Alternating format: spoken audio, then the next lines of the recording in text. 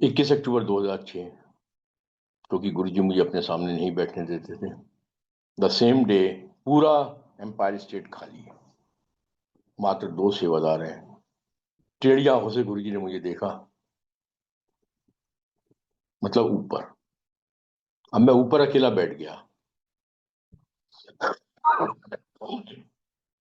ऊपर जब मैं अकेला बैठा हुआ था तो मनी मन मैंने कहा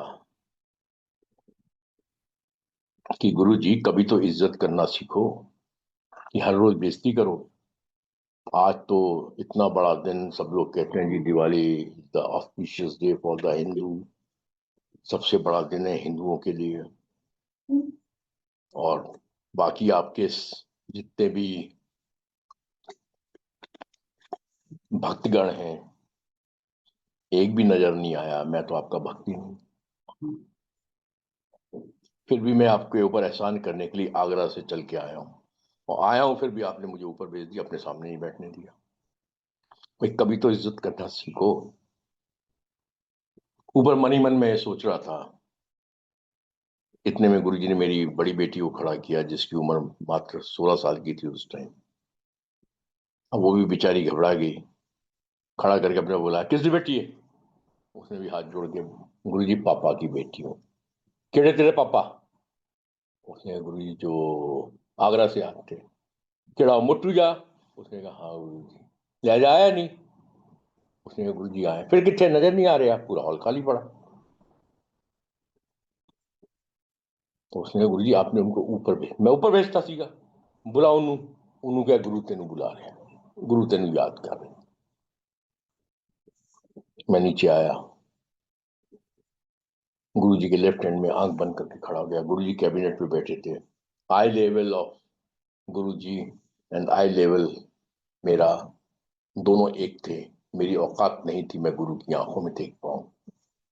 आई क्लोज माई आईज, आंख बंद करके खड़ा हो गया। 21 अक्टूबर 2006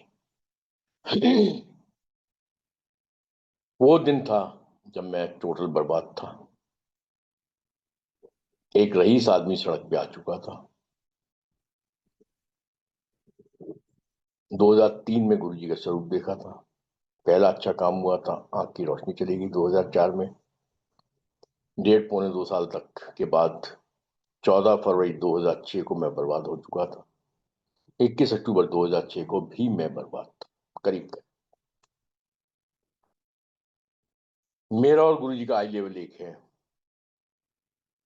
मैं आंख बंद करके खड़ा हूं। इतने में गुरुजी ने एक दो बातें की। बातें क्या की, सिर्फ यही बोला कि तू मेरे, ये जो पीछे एक स्वरूप आपको नीचे छोटा वाला दिख रहा है, इस टाइप के मैंने 20-25 स्वरूप फ्रेम कराए थे, और मैं वो संगत को बांट रहा था आगरा में। तो गुरुजी ने, मैंने मना करता उस दिन कि ये कोई भी स्वरूप तुमने संगत को कभी भी किसी को नहीं देना। तो ठीक है, उनका आदेश था। सिर्फ इतनी सी बात की। मैं हाथ जोड़ के ऐसे किया। फिर गुरुजी ने मैंने किया, कहने, और तू सुन, तू श्रद्धा के अंदर पास हो गया है। मेरी आंख क्लोज है, मेरी हिम्मत ही नहीं देखने की गुरुजी के पास, नहा नहीं ना। फिर कहते तू सोया नहीं, तू श्रद्धा के अंदर पास हो गया। फिर मेरी हाँ या ना कुछ नहीं। फिर कहते सुन ले, तू श्रद्धा के अंदर 100% पास हो गया, बह जा मेरे चरण आते हैं। अब मैं ऊपर से नीचे आया, गुरुजी के चरण छू, मैं नीचे बैठ गया। अब जब नीचे बैठ गया तो मेरा फितरती दिमाग फिर काम करने लगा। मन ही मन मैंने कहा, गुरुजी ये श्रद्धा आंटी कौन है? मेरी तो आपके अंदर कोई श्रद्धा नहीं। जो काम कराने आया था वो काम हुआ नहीं, बल्कि मेरा जीवन तो आने के बाद बर्बाद ही बर्बाद हो रहा है। मेरी आपके अंदर क्या श्रद्धा? भाई आंख ठीक कर दो, श्रद्धा आ जाएगी। काम करो, सारी श्रद्धा विश्वास सब कुछ आ जाएगा।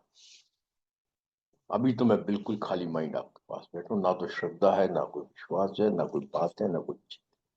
आ रहा हूं, सिर्फ इस वजह से आ रहा हूं, एक उम्मीद के संग आ रहा हूं, और दूसरी मुझे ये लगता है कि आप कोई फ्रॉड नहीं हो, मुझे आने में कोई गुरेज नहीं लगता कि मैं क्यों आ रहा हूं।